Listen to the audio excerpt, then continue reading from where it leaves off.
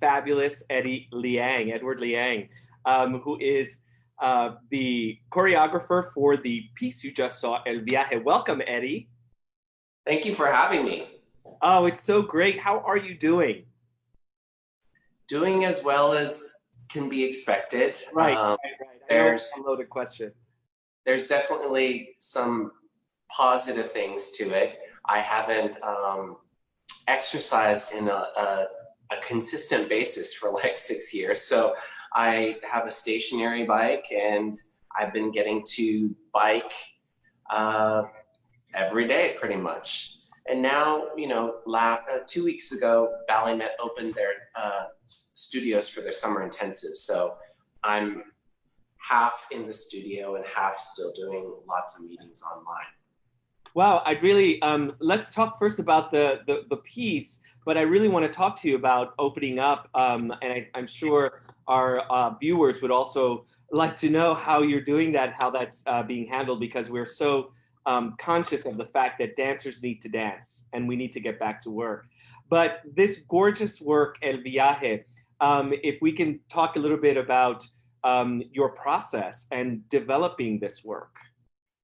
Well, first, we met each other in person many years ago at the Joyce, and I couldn't forget.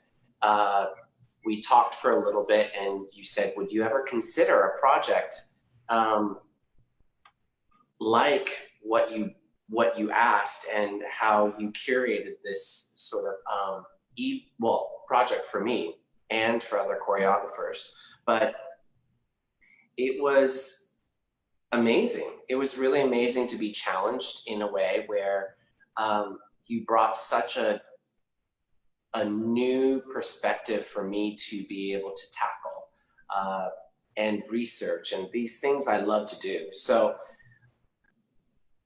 I was a little afraid, truthfully, is that how would I be able to really tell the story of this sort of intersection and Cuban Chinese diaspora.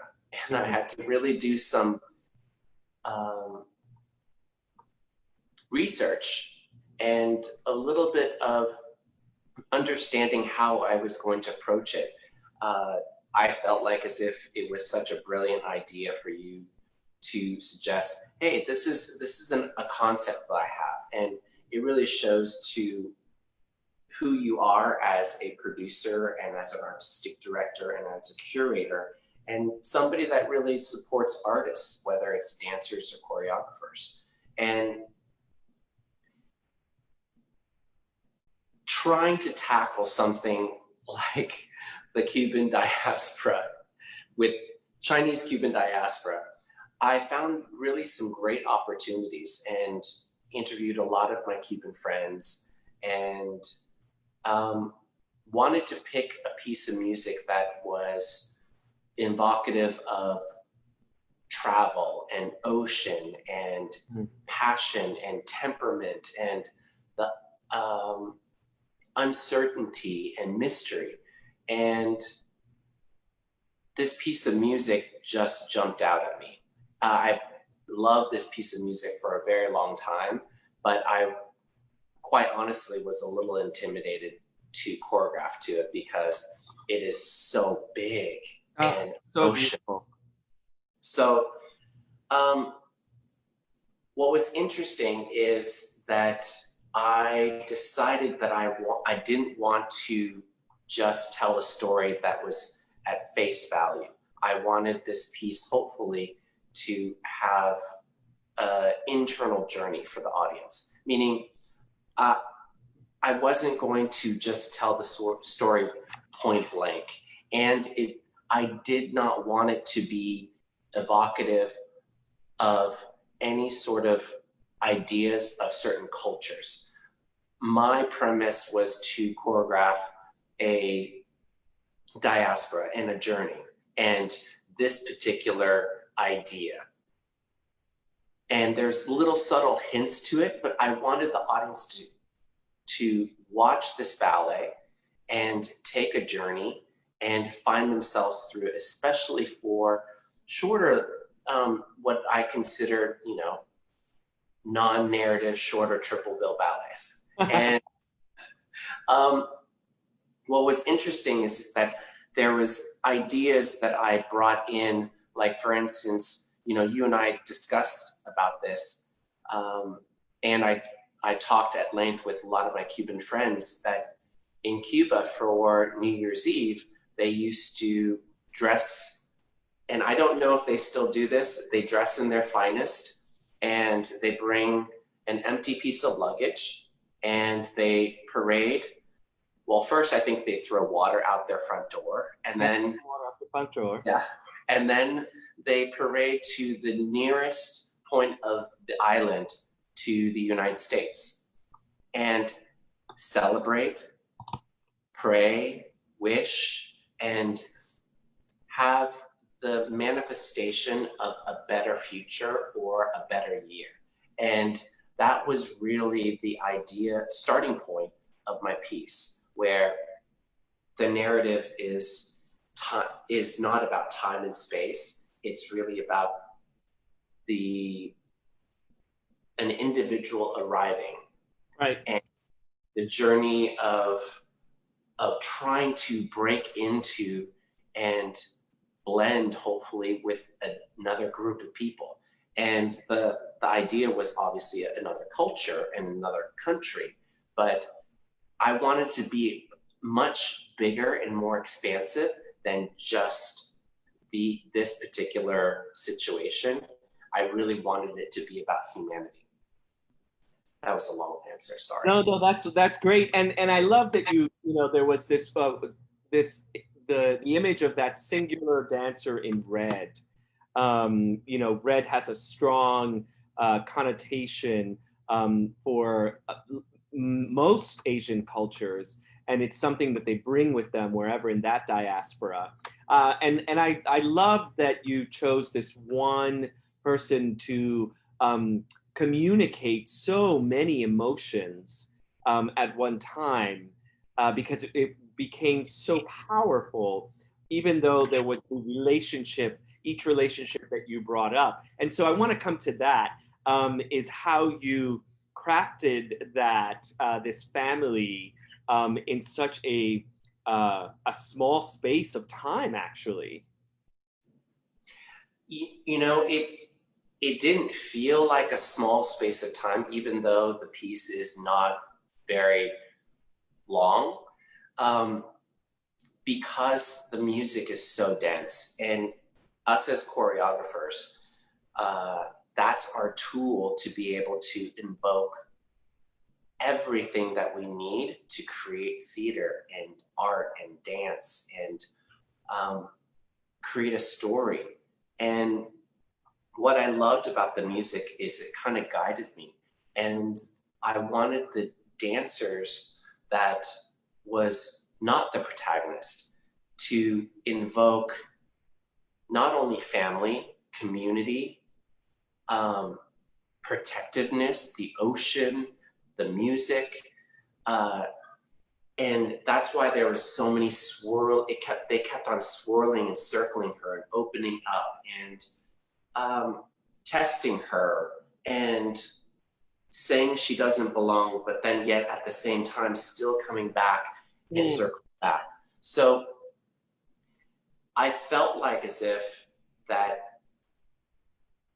with that short amount of time, that if I used the dancers all to invoke in emotion, and my soapbox is that dance is just body language on steroids. It is everything that we need to know to communicate.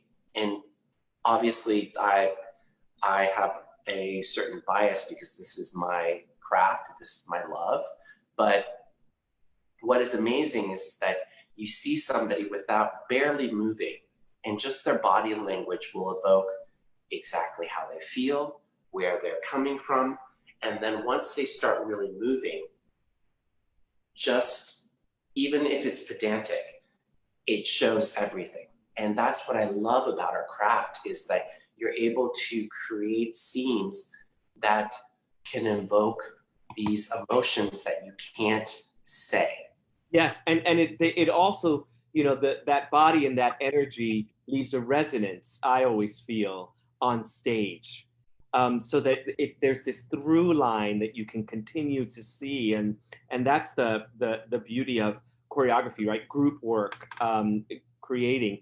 We have a question from an audience member. Hello, Michelle. Skiba, welcome again. She watches. We really appreciate you watching all the time. What a beautiful piece. Could you speak on your decision to keep the dancers on stage for the entire duration of the piece? I deeply resonated with that visual and its possible meaning as a first-generation American. I became quite emotional. Would love to hear more. It's beautiful. Thank you. Thank you for that question. It was a choice because I needed everybody in the company and in the cast to tell the story.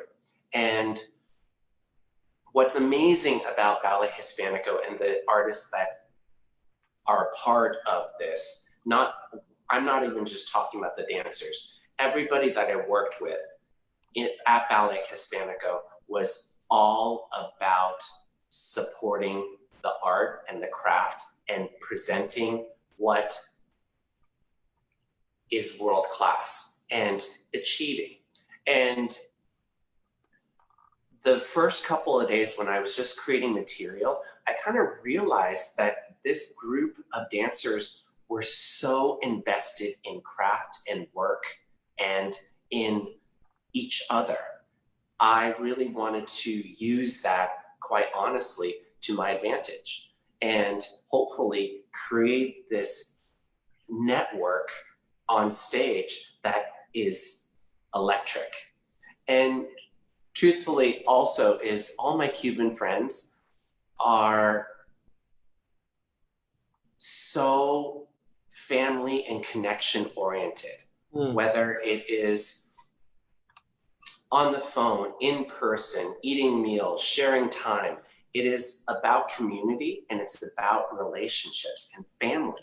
And family dynamics are bigger than what we think in terms of just parents, grandparents, aunties, but it is about this community and it's about this tribe. Not only in terms of blood, but spiritually. So that was my choice, but I also, quite honestly, I did not want to, and Eduardo and I had this conversation, and one of my biggest fears as an artist is being labeled. I think all of us don't want to be labeled in any capacity. We want to be able to be truth tellers. We want to show things that at least that what we think is important to our heart. So short story is that I did a symposium and a project in this sort of festival in Singapore. And for a lot of Asian artists coming together. And we did this whole interview section. And Li Huaiming, who's the director and choreographer for Cloudgate, and I and a couple, Akram Khan was there. We were on a panel answering questions. And one of the interviewers said, well, how are you going to make dance Asian? And how are you going to make yourself and represent Taiwan or China or Chinese and Chinese culture?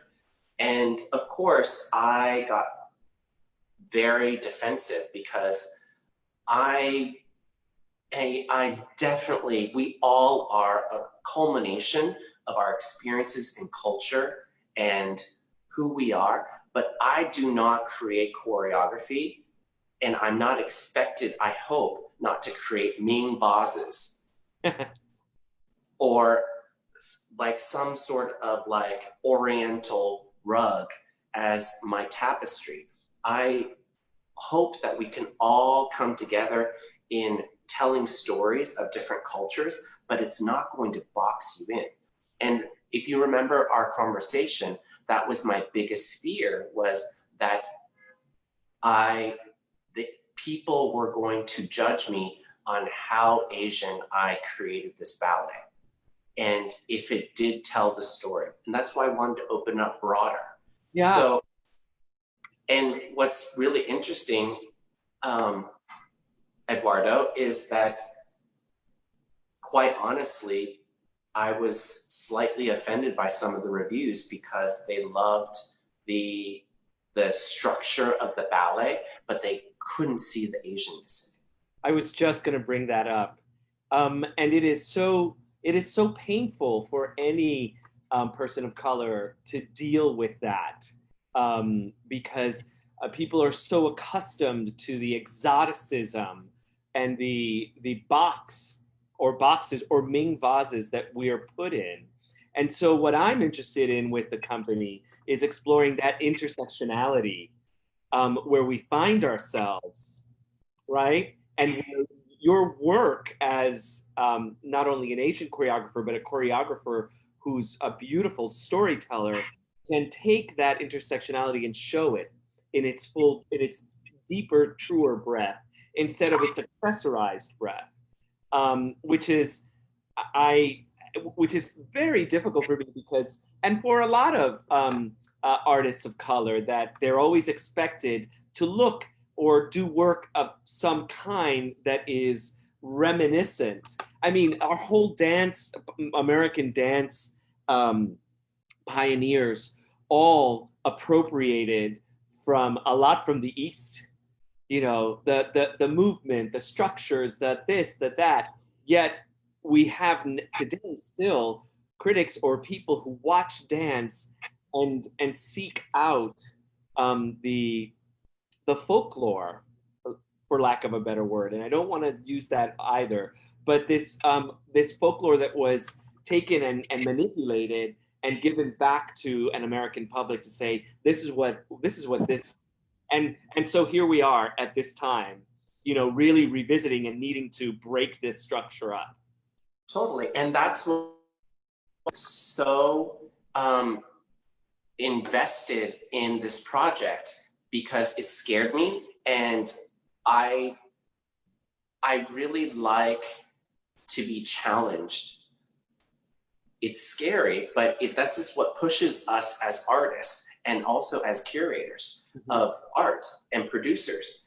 And I had so much admiration for you in terms of really stepping outside the box, where most companies are not tackling these types of intersections, and challenging not only your dancers in the company and your community to different perspectives and paradigms that can be explored by art. And I mean, that's hopefully what we do. And Absolutely. loved that when you first talked about this project, it scared me to death, but yet I was in. And I'm so grateful. I have to tell you that we've toured it, and the response is just so touching.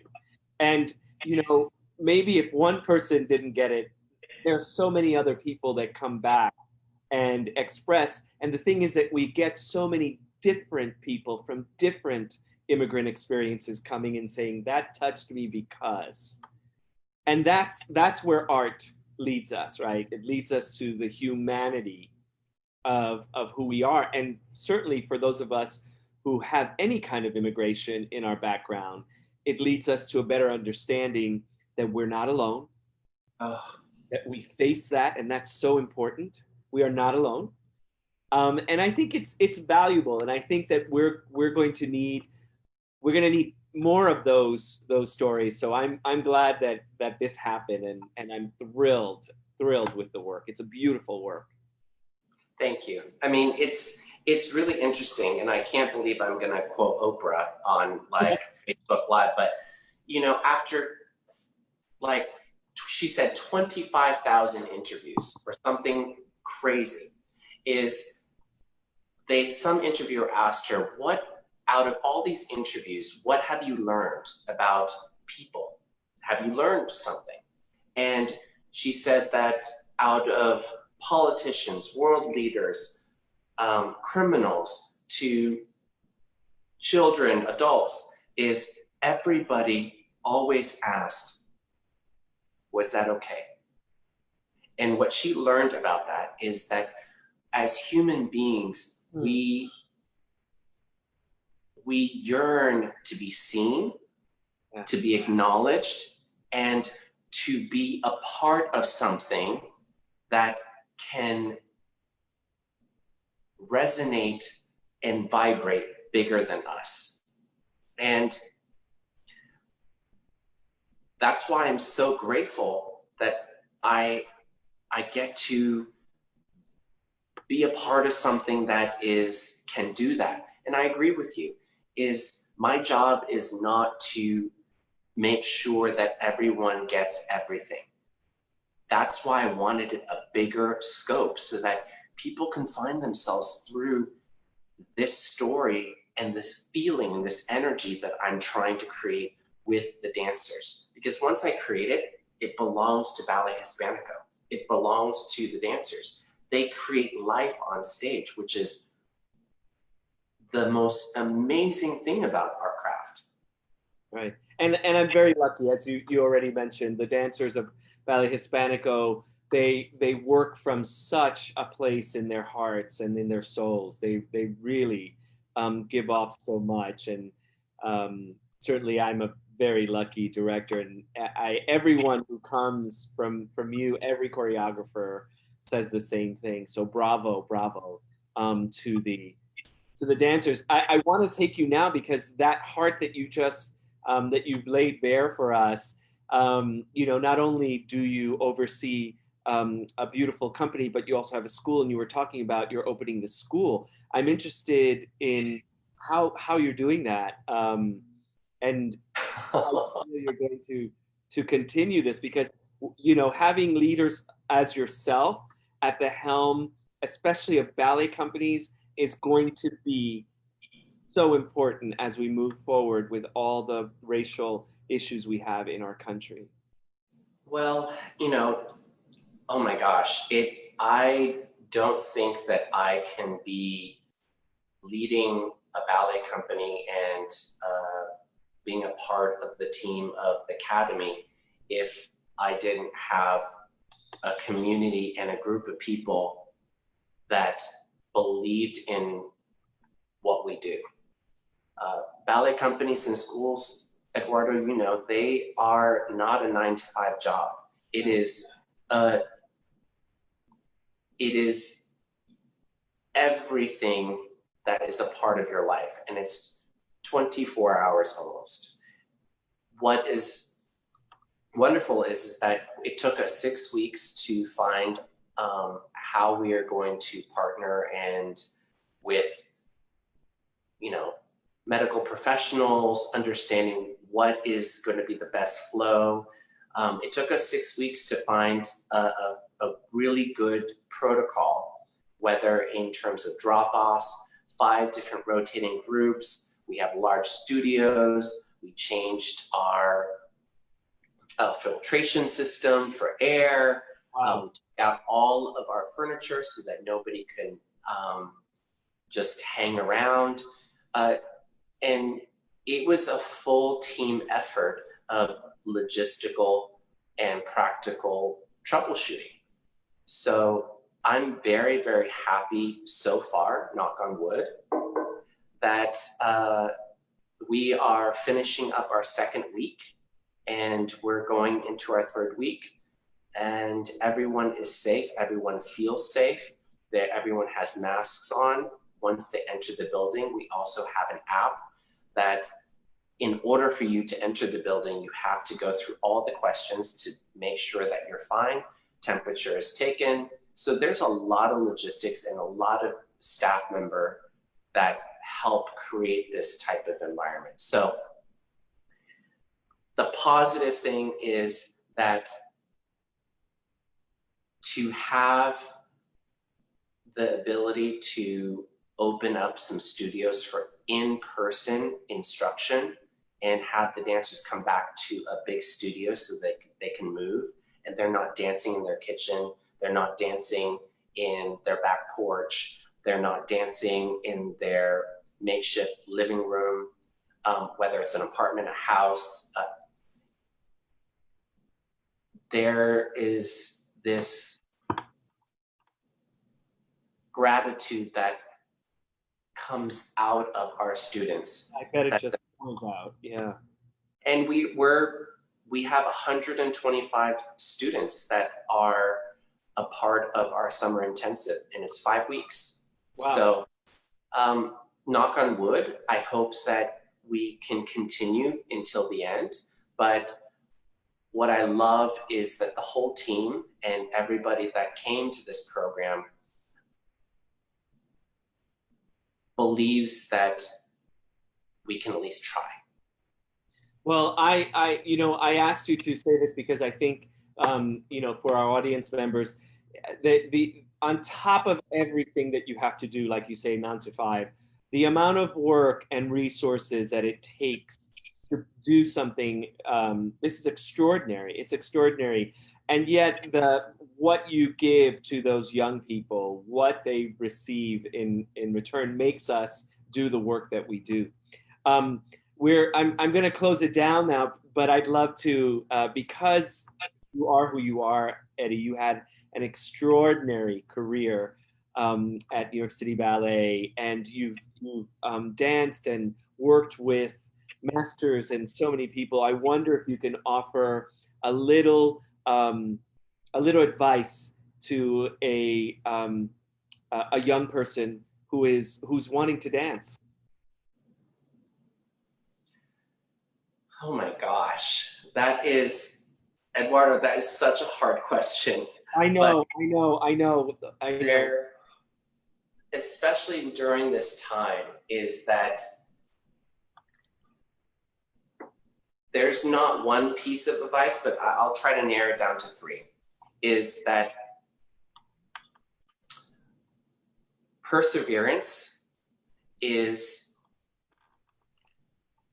something that, regardless if we are human beings and whatever race, is that it seems like we somehow only learn through challenges and obstacles and adversity. These jewels that come into our life, it really challenges us in testing our perseverance. So I think young dancers and young aspiring artists need to keep that in their pocket every single day of their artistic life. The second thing is that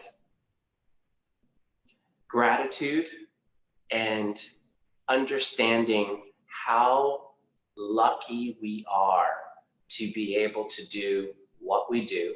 And it's really easy to let go of that. It's very easy to take things for granted. It's very easy for all of us to do that.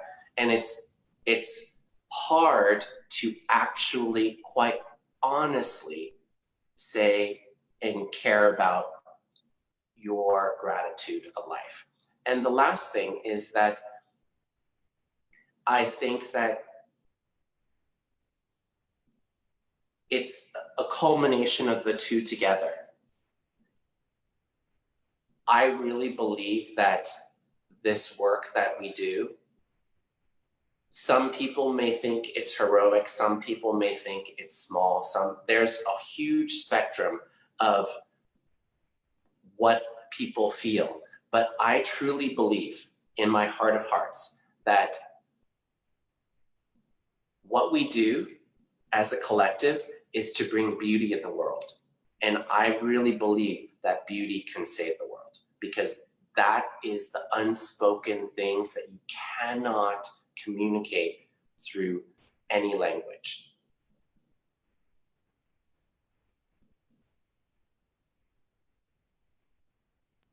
That was really beautiful. Thank you so much. Sorry, but we were muted for a minute.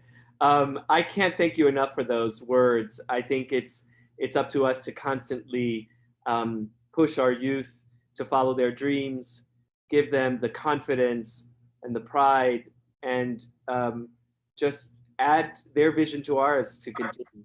I want to thank you for joining us, and thank you for the work you've done. And I look forward to seeing you soon. I hope, together again. I hope. We all have to do it. We all have to do it. Thank you for your work. Okay. Edward. Thank you. Bye, everyone. Thank you so much. Join us next Wednesday for another wonderful showing and choreographers and cocktails. Bye, Eddie.